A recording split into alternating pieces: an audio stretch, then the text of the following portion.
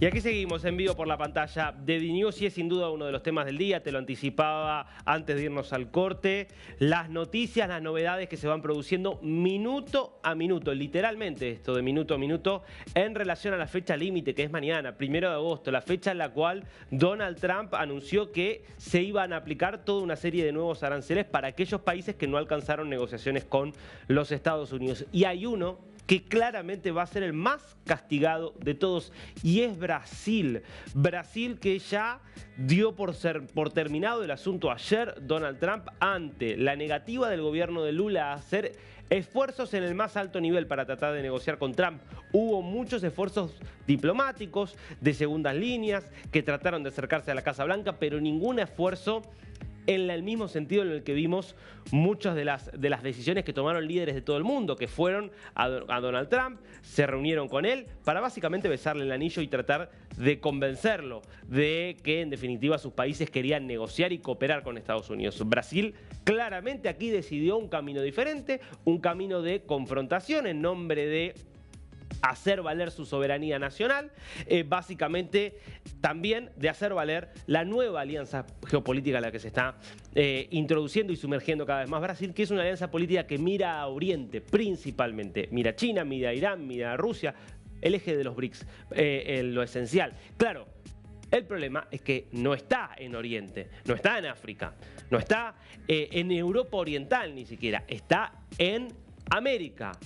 Y no es casual que Estados Unidos se llame a sí mismo América. Se percibe como el líder de todo el hemisferio y por lo tanto es mucho más duro con un país que va en contra de esa dirección en su propio hemisferio. En esa línea hay que entender el mensaje que vas a ver ahora, que lo publica la cuenta oficial de la Casa Blanca y que anuncia la firma de esta orden ejecutiva que básicamente termina de dinamitar el vínculo comercial entre Brasil y Estados Unidos tal cual lo conocíamos hasta ahora. El presidente Trump ha firmado una orden ejecutiva que, y esto es importante, busca lidiar con las amenazas que representa el gobierno de Brasil para los intereses de los Estados Unidos. Y esas medidas son, primero, imponer un 40% adicional de aranceles a las importaciones brasileñas. ¿Por qué 40 y no 50? Porque en realidad acá está tomando el 10% que ya se le estaba aplicando a Brasil, más un 40 adicional, por lo tanto el 50% que había amenazado Trump previamente. Y después declarar una emergencia nacional para tratar con las políticas de Brasil que violan los derechos humanos. Muy importante, es una terminología muy dura y vamos a ver incluso cuando nos metamos en otra de los anuncios que hicieron ayer las autoridades de los Estados Unidos, que el tipo de sanción utilizada es una sanción que hoy solamente utiliza Estados Unidos para lidiar con regímenes autoritarios que son claramente enemigos de Estados Unidos, como Irán, como Rusia. Ni siquiera con China se utilizan terminologías tan duras como las que hoy está utilizando contra Brasil. Por eso esto hay que leerlo en una clave fuertemente geopolítica. Es un mensaje de Brasil a toda América Latina y es esto.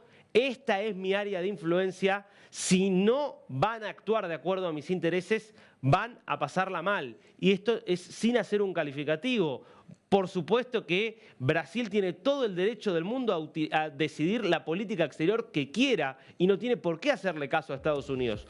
La realidad es que no se trata igual de opinar si está bien o mal, sino de entender cuáles son las reglas con las que se está manejando hoy el mundo en el año 2025. Marco Rubio fue quien toma la palabra y habla de la otra sanción también, que es la sanción que apunta contra el juez Alexandre de Moraes, que es acusado de estar violando los derechos humanos de brasileños y de estadounidenses. Esto tiene que ver básicamente con la persecución a Bolsonaro. Alexandre de Moraes es el juez dentro del Supremo Tribunal Federal que lidera las investigaciones contra el expresidente y es también quien lideró las investigaciones contra todos los bolsonaristas en nombre de la lucha por la verdad y por purificar básicamente en lo que se circula por redes sociales, y que en nombre de esa purificación de Moraes censuró cuentas de X, censuró a muchas personas a las que le impidió expedirse. Mandó a la cárcel a muchas personas por cuestiones que habría que ver si son para mandar a la cárcel, y además en su momento tuvo directamente cerrado y fuera de funcionamiento a X, lo que antes conocíamos como Twitter. Veamos lo que decía Marco Rubio, el secretario de Estado, hablando justamente de las sanciones que aplican contra Alexandre de Moraes. El presidente de los Estados Unidos y el secretario del Tesoro han sancionado al juez de la Corte Suprema de Brasil, Alexandre de Moraes, bajo las sanciones conocidas como Global Magnitsky. Estas son sanciones, insisto, y esto lo agrego yo entre paréntesis, solo están aplicándose hoy contra dictaduras muy brutales. Por eso es una señal muy dura de Estados Unidos para Brasil. Entonces, dice Rubio, estamos aplicando estas sanciones por violaciones serias en materia de derechos humanos. Que esta sea una advertencia para todos aquellos que se muestren dispuestos a vulnerar derechos fundamentales de sus ciudadanos y que también tengan en cuenta que las togas judiciales no los van a proteger. Bueno, esto tiene que ver también con que el juez de Moraes se ha convertido en una figura muy poderosa en Brasil, en una figura que por momentos parece por fuera de la ley, en muchas de las decisiones que ha tomado, donde pareciera que cualquier resolución es posible. Recordemos que a Bolsonaro, que todavía no tiene condena por la causa golpe de Estado, si uno ve el sesgo que tiene la Corte, no tiene dudas de que va a ser condenado, pero lo cierto es que aún hoy no tiene esa condena, y que sin estar condenado no solo fue enviado a la cárcel o a prisión domiciliaria, sino que se le impidió básicamente cualquier aparición pública, porque si tiene una aparición pública y alguien graba su aparición pública y la difunde por redes sociales, estaría violando lo dispuesto por el Tribunal Supremo de Brasil. Digo, es un juez muy controvertido en el marco de un rumbo muy delicado que ha adoptado la justicia brasileña, y acá lo que estamos viendo es la reacción muy fuerte también por parte de los Estados Unidos. ¿Qué respondió el Supremo Tribunal Federal a estas medidas? Bueno, vamos a ver en 4 placas que publica la propia Corte Suprema de Brasil la respuesta a los Estados Unidos. Pronunciamiento del Supremo Tribunal Federal sobre las sanciones de Estados Unidos al ministro Alexandre de Moraes. ¿Qué dice la Corte? 1. El juicio de delitos que impliquen un ataque grave a la democracia brasileña es competencia exclusiva de la justicia del país en el ejercicio independiente de su papel constitucional. 2. Se está llevando a cabo ante el tribunal una acción penal en la que el fiscal general de la República imputó a un conjunto de personas, incluido un expresidente de la República, una serie de delitos, entre ellos el de golpe de Estado. Sigue. 3. En el marco de la investigación se encontraron indicios graves de la comisión de dichos delitos, incluido un plan que preveía el asesinato de autoridades públicas. 4. Todas las decisiones tomadas por el relator del proceso, es decir, por Alexandre de Moraes, fueron confirmadas por el colegiado competente. Está diciendo, las decisiones que tomó de Moraes fueron ratificadas por el Pleno de la Corte, con lo cual no son decisiones que solo toma de Moraes, lo cual efectivamente es así. Y por último, 5. El Tribunal Supremo Federal no se desviará de su papel de cumplir con la Constitución y las leyes del país, que aseguran a todos los involucrados el debido proceso legal y un juicio justo. El tribunal manifiesta su solidaridad con el ministro Alexandre de Moraes. Obviamente no se esperaba otra cosa. La justicia aquí subiendo la apuesta y revalidando su decisión, obviamente, de seguir actuando como el poder en el que actúa. Y del otro lado, el gobierno brasileño, que también todas las señales han sido de repudio y a esto que considera una injerencia en sus asuntos internos y una vulneración, porque en definitiva Brasil es un Estado de Derecho. Y es cierto que es un Estado de Derecho, más allá de que, no voy a dejar de decirlo, el camino que ha elegido la Corte Suprema desde hace algunos años empieza a ser demasiado fronterizo entre lo que es un Estado de Derecho y un Estado autoritario, por la forma y la facilidad con la cual se vulneran leyes y principios de lo que son los derechos individuales. Al margen de todo eso, este ataque tan fuerte de Estados Unidos contra Brasil podría haber hecho que colapsara la economía brasileña, que los mercados se espantaran terriblemente. No es lo que está pasando. Vamos a ver cómo está cotizando en este momento en vivo el índice Bovespa. Estamos hablando del índice líder del mercado brasileño, porque en definitiva es un índice que promedia las principales acciones que cotizan en la Bolsa de Brasil. Bueno, vos fíjate cómo está ahora el Bovespa. Está, acá lo podés ver, cayendo. Es una caída leve, 0,6%, para lo que signifique que el 50%, que lo que Brasil le vende a Estados Unidos, que es más del 10% de sus exportaciones totales, tengan que pagar un sobrecosto del 50%, que puedan perder muchísimos mercados, es una caída leve. Esto es la cotización ahora. Ahora, veamos la última semana de cotización, cómo evoluciona el Bovespa, si podemos, porque vamos a ver algo interesante. Si vemos la última semana, vamos a ver también una caída, pero fíjate cómo ha sido la evolución. Esto es hace 7 días. Estaba en este lugar el índice, fue cayendo, también ante la perspectiva de que mañana llegaba la fecha límite de 1 de agosto y donde se iban a imponer los nuevos aranceles. Pero fíjate lo que pasa ayer cuando se confirma este mensaje que veías antes de Trump. Sube la bolsa, lejos de caer, subió.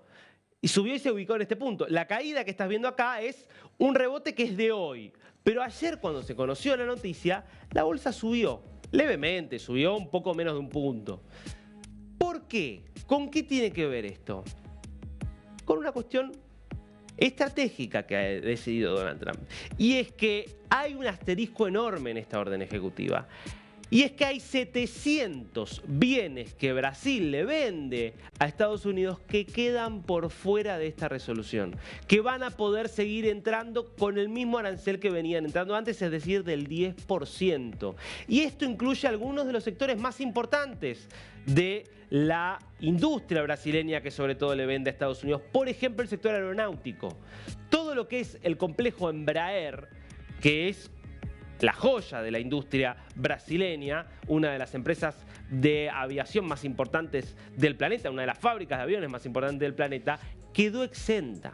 Entonces, estamos hablando de que en rigor los aranceles del 50% se van a aplicar aproximadamente a 6 de cada 10 productos, vamos a decir así, que le vende Brasil a Estados Unidos. Pero hay un 40%, entre ellos Embraer, también el jugo de naranja, también algunas otras cosas importantes que quedan por fuera. Porque ¿qué es lo que está planteando Trump? Yo quiero golpear a Brasil, esto me parece que en el corto plazo no estoy dispuesto a negociarlo, pero no quiero perjudicar los intereses de Estados Unidos. Y Embraer, por ejemplo, tiene vínculos muy estrechos con Boeing. Con lo cual, esto iba a afectar también a Boeing, que es una empresa que Estados Unidos y que Trump quiere controlar y cuidar. Eso es lo que explica que estos números que estás viendo ahora de la cotización de las bolsas en Brasil no sean números tan negativos, porque se asimiló esto. Ahora, ¿cómo queda entonces, a partir por lo menos de la información que tenemos hasta ahora, el mapa de los nuevos aranceles que va a tener que pagar el mundo para negociar con Estados Unidos? Bueno, acá lo vas a ver clasificado en 4 categorías. Por un lado, en celeste, los países que quedaron en la mejor posición, con aranceles que no superan el 10%, que están en el orden del 10%. Son los países con los que Estados Unidos ya tenía superávit comercial y por lo tanto no tenía mucho interés en disminuir o modificar la relación comercial, porque es considerada positiva para Donald Trump. Y ahí tenés casi toda, fíjate vos, América Latina. Las únicas 2 excepciones que son, obviamente, México. Atención, porque hay información de último momento con México, pero hasta hace instantes México estaba con aranceles del 25% que habían sido anunciados por Trump en esta tanda. Y Brasil. Lo que vas a ver acá, y ya te das cuenta viendo este mapa que me corro, es que solo Brasil está con niveles de arancelamiento que llegan al 50%.